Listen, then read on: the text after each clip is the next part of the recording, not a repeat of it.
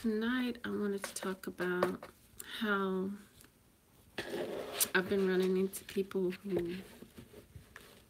who don't, because they feel they haven't outwardly experienced white supremacy or racism. Therefore, they think it is non-existent. So I'm here tonight to explain how it works.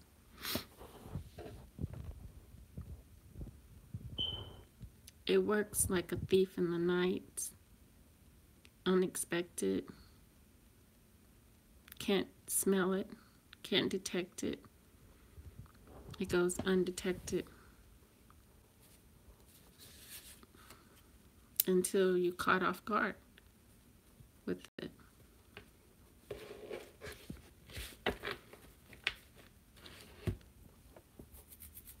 Because we're all led to believe the scenario that American blacks fought for civil rights to live equal, and we received it. We're all under the belief system that we received something already, and we're willing to believe that, even if we're just being thrown a bunch of crumbs.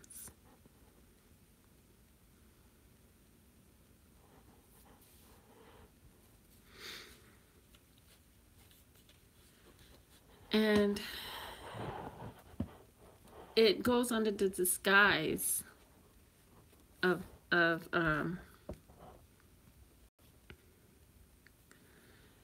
thing called goodness, fighting against an evil. It goes under this good and evil concept. So it falls under a control mechanism called religion.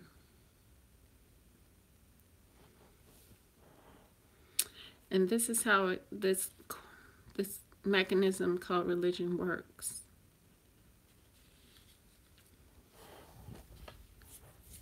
Against blacks.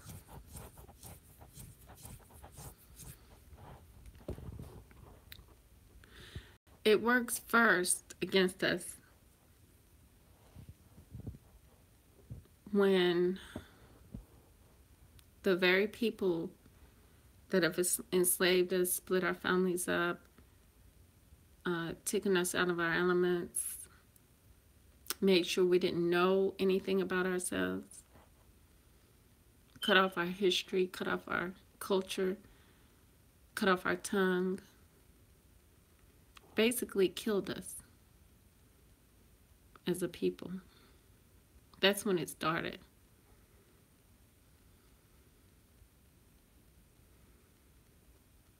Then it went further on when they introduced us to a book.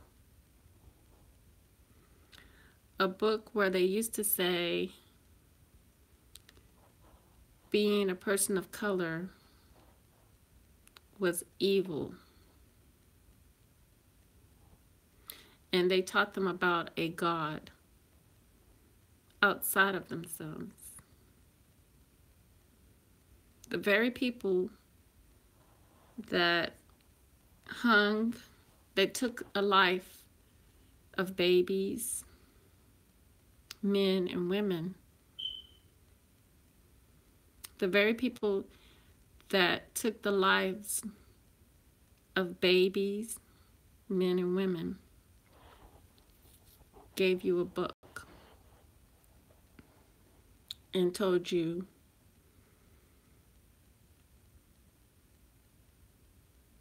that knowledge was a sin.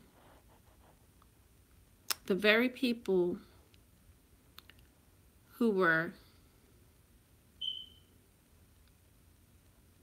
having schools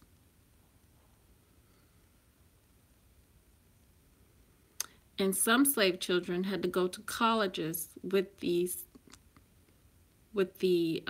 son who went to college and live in the dorm with them, and was the servant for that adult child.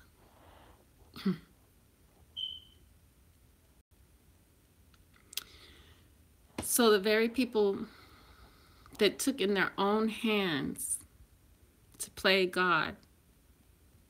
Hi, S. Wiseman, how are you doing? The very people that took in their own hands to play a God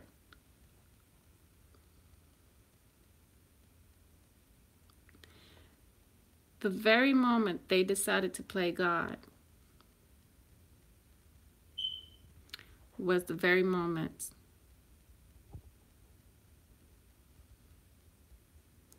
that their war against us as a people imprisoned by another people began. It was an unfair war because we never got the chance to fight.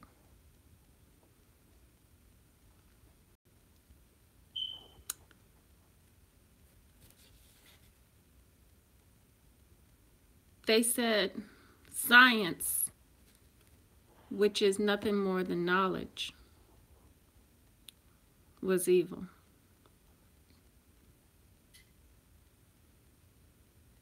But yet, at the very same time, they were preparing themselves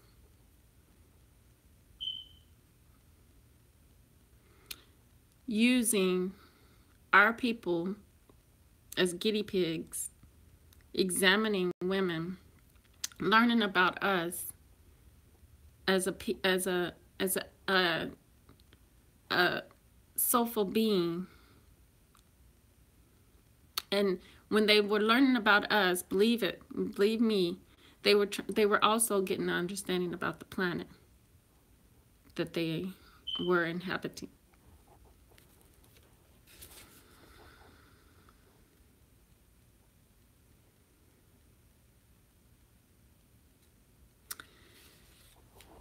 I take that back. Don't believe me, because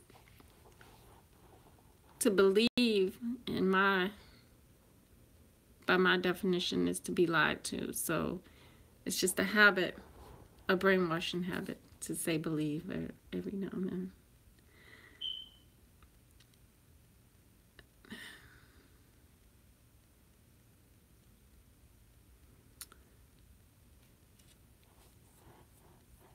It was bad for us to attain knowledge, and they kept this in the Christian church going. Therefore, we were put in positions where we weren't able to form anything independently on our own, ever. This is when, at that point, that's when that started. They had already dominated before we could dominate. That's a chessboard move.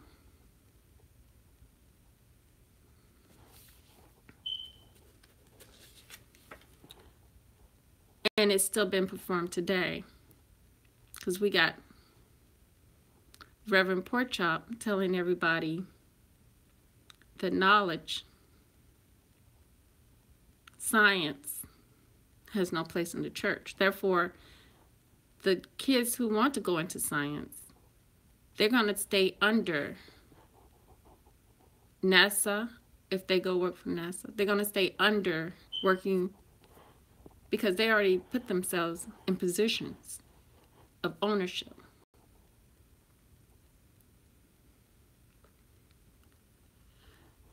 We don't have an exploitation where we can go and explore the planet and outside the planet.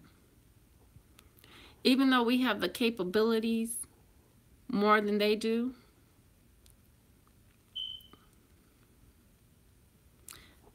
they already checkmate us on that.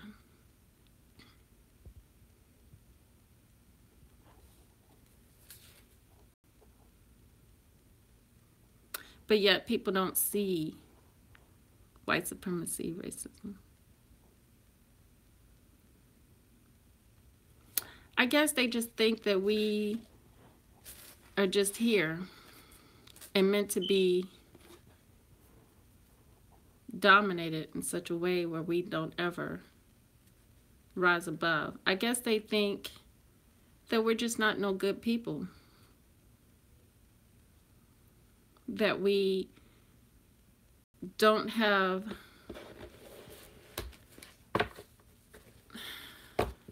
the aspiration to move, to dream, to go get from underneath of others.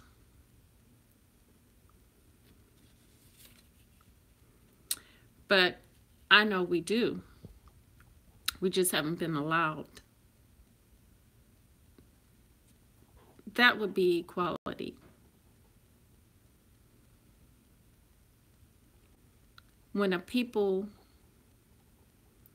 that would be the day that a people realize that would have been the day that the people that captured, imprisoned us, realized that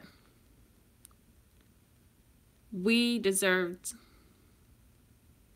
to have something of our own, like they have their own.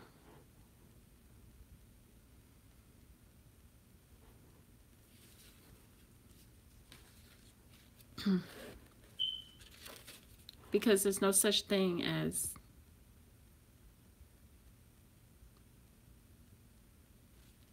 it's not reality, two different species of people living together. It's just not a reality.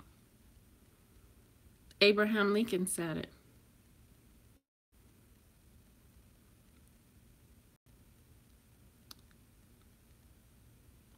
And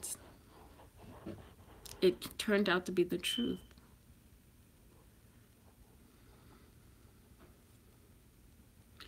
Education wise, all companies are owned by, it's been pretty strategic in how all companies are either owned by foreigners or Caucasians.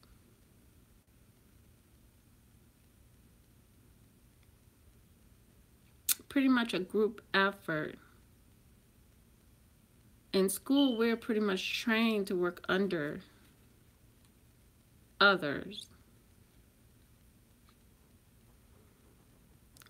And a lot of us have the understanding or thinking that business is very, very hard to get into. And it's made very, very hard within this society that we're in. That's why separation isn't, is a must in my eye when it comes to business. Because economic was the number one reason, the push that the government wanted integration. It was the people who didn't. But the government wanted the integration no matter what the outcome would have been. They just didn't care. They don't care, and they still don't care.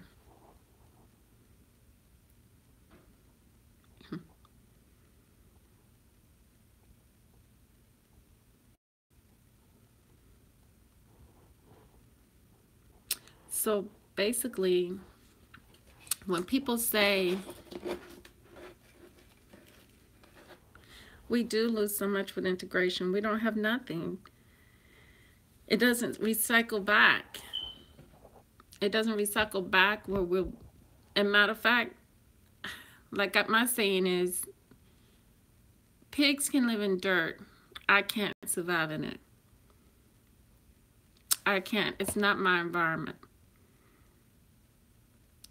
It's their natural habitation because that's where a pig belongs, in that mud. But if I was to live in there, I would get sick, diseases, and everything else, and I would be dead in a matter of, what, 2 days probably, without, and if I'm eating a slop. So it's very, because this environment, it's so much.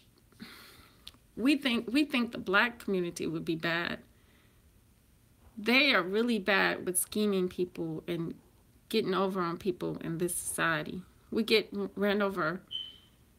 No matter what you are, you get ran over in this society. Taxes is crazy.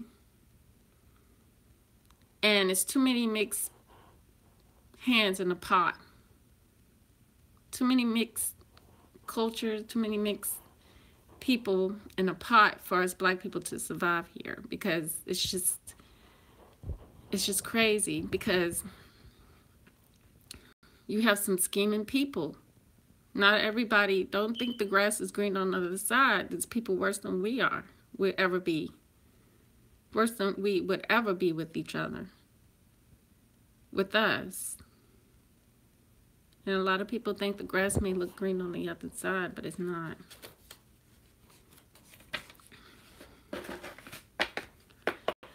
My next point is how they use power of persuasion through media.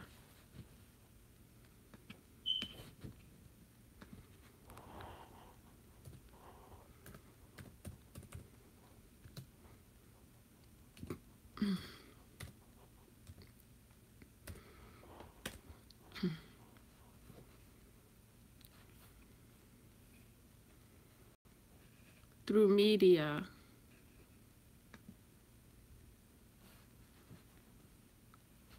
And I'm about to show you who Medea is. Medea.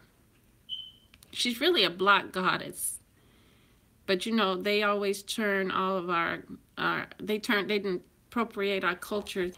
Like I said the other night, everything that they take is our high mystery system. Everything they're utilizing is we're magic people. Everything they're utilizing in their system against the very people whose ancient ancestors created all this. They don't understand it's going to come full circle and bite them on their butts. Because high magic involved. That's another thing the Christian church tells us not to fear, tells us to fear and stay away from. Because the power of the mind is, wow, it is powerful. And if you know something so deeply within yourself as a black person, your abilities and capabilities are so high. It has to be, it has to be the truth, because why else would they hide it and white wall everything,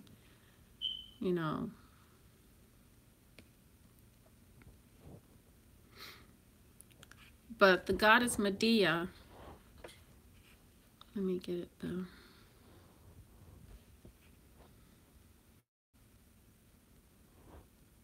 Which is where they get media from. Let me go to the other source, which would be better.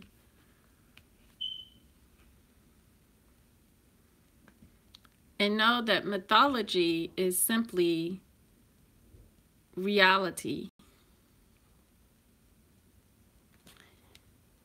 But they just put the white wall lie behind it, in front of it.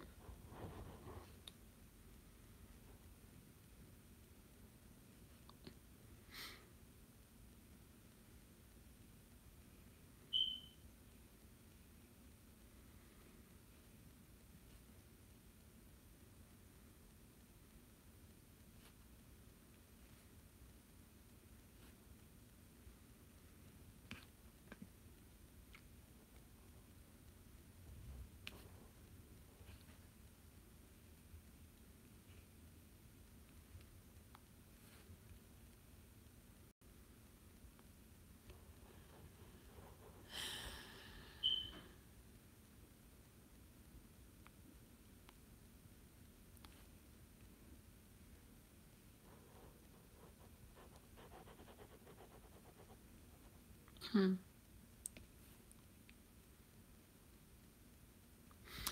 She's the enchantress, basically the one that.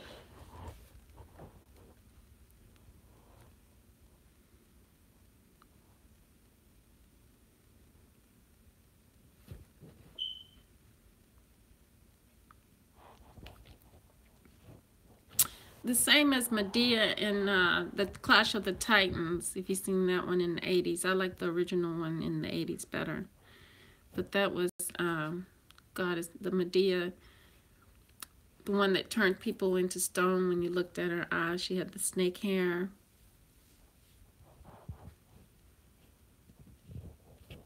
That was a better representation of her than how they have white walled it and made white statues and stuff of her. But she's pretty much the goddess of illusion, of the enchantment. And that's another thing, the power of persuasion. Some people don't understand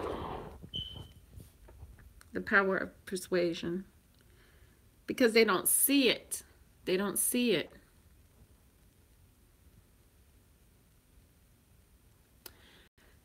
But you can sit in your own house and be persuaded. They've even proven that through selling products and stuff like that. And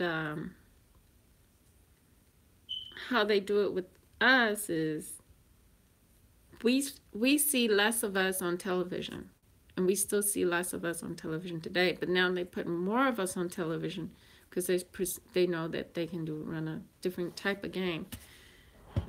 But before, you would be into a movie and you would see nothing but a Caucasian people. And being the type of people that we are, we don't harbor hate.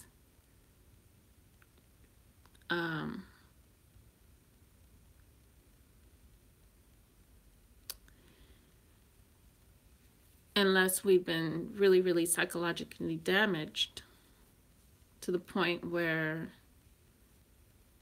I don't know, just to a real breaking point. And everybody has their breaking point. But so we would watch their shows and start feeling sympathetic, relating, and feeling more like them. Where they're totally the opposite. So, because they have always been at war with people, and they've always been a whole group. So they have never really had to experience the things we've had experienced. So they feel nothing. They feel nothing. When they see the causes, the results of what they caused, when they see the results of what they caused, it's like for them, they blame the victim. Like they have many of our people, because they have become sympathetic and they relate and they been fed everybody, and that we're gonna win this together, when they don't know that it's not a team, it's not it's not a we in the team, it's not a E in team at that moment. You know, it's just a them, you know. It's a them. So it's a constant war for us. But we don't know. We've been tricked into believing the war is ended for us.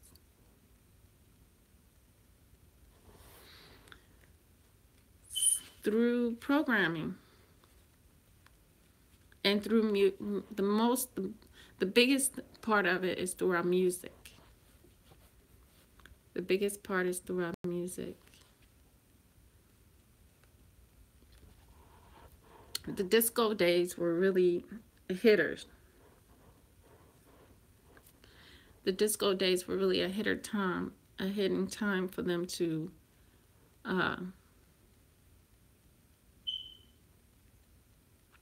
collaborate this unity more, to build up to this time when they were hoping that we all be asleep, that we all be asleep, that we all be rocked to sleep, especially after Obama. They really thought that they had it in the basket. They had a slam dunk, especially with Obama.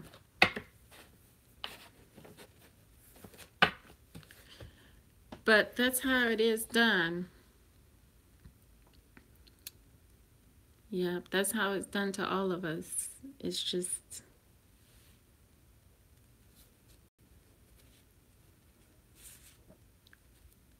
it's extremely, extremely important that we separate.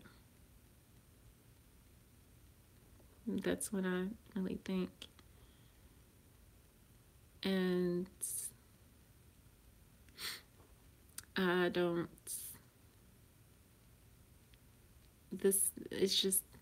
everything is just out of whack. It's no balance whatsoever.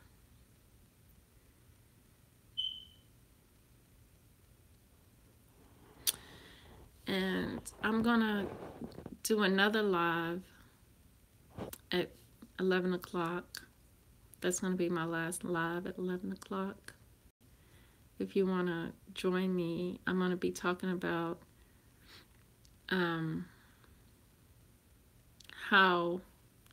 what we are as a people, and building up that understanding of that. I'm not gonna stay on too long because I like to sleep. Try to get to sleep by 12. So with that said, family, love, peace, and soul. And then join me at the next show. Thank you. Bye.